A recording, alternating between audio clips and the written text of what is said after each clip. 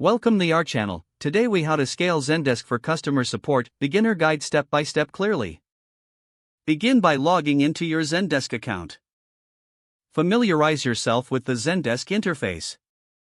Explore the dashboard to understand key metrics and navigation options. Set up your support channel by connecting email, social media, and chat options.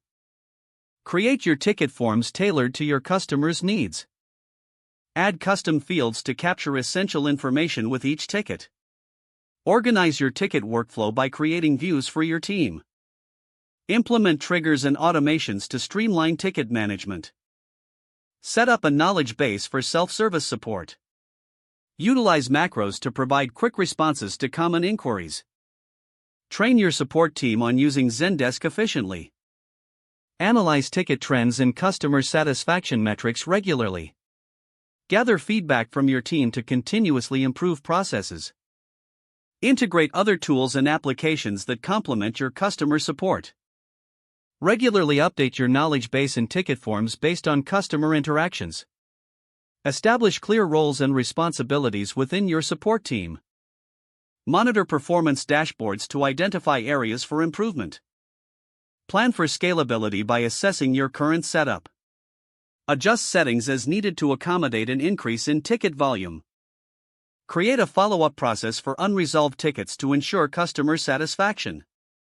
Document your processes and procedures for future reference.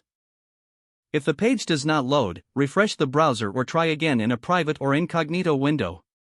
Make sure you are using the correct email address, then retype it carefully to avoid small typos.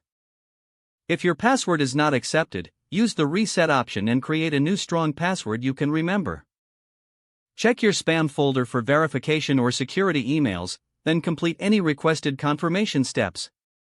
Enable two-factor authentication if available to improve account security and reduce unauthorized access risk. After signing in, review your profile details so your contact information and settings are accurate and current. If you see an error message, note it down and try again after restarting your device and internet connection. Don't forget to like this video and subscribe to our channel for more step-by-step tech guides.